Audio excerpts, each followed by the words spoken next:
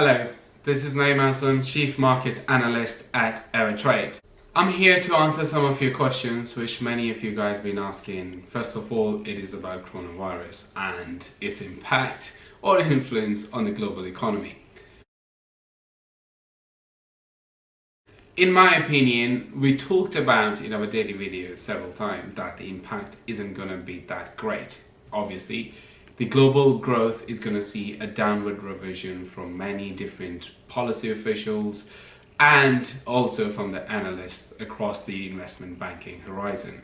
So expect the economic growth to slow down, but whether are we going to see a recession with respect to the coronavirus, I think it is highly unlikely. But yes, equity markets can certainly see some decent correction all the way up to 20%, especially for the US indices, for the S&P 500 index, and for the Dow Jones and Nasdaq as well.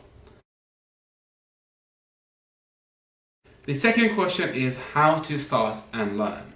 I think the first and the most important thing for any trader is to learn the fundamentals and the technical analysis.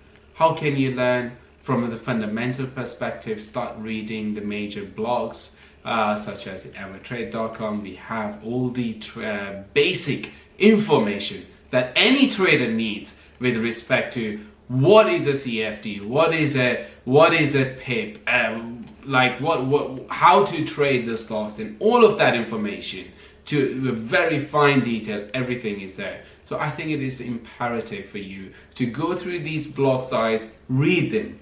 Secondly, have a look at the financial sites such as CNBC, Bloomberg, and try to digest that news and then see what is the meaning of that news and how you can utilize that news in terms of your trading.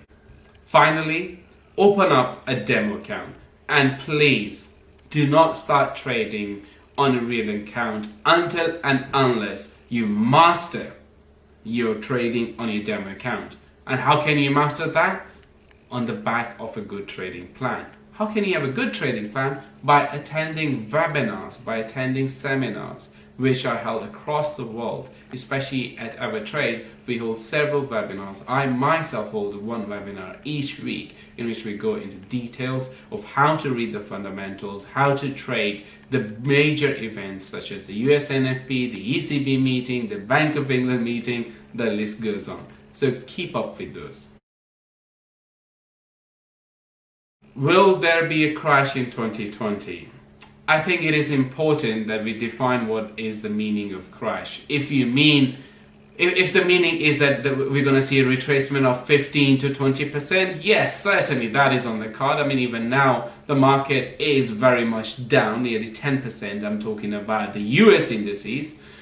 And if we are talking about a crash, the crash that we've seen back in 2007, not necessarily, not especially on the back of coronavirus. Yes, we could see that kind of a crash if the crash kind of builds up in the bond market, which we are certainly seeing that because of the negative yield.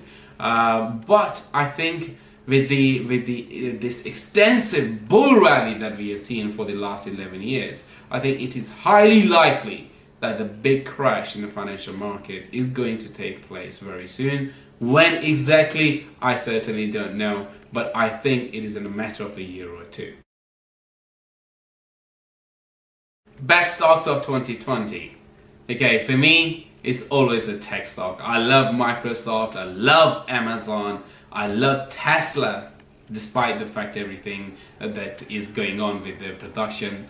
I love Alibaba. I think it's the biggest commercial platform for consumers. I think it is great with that perspective.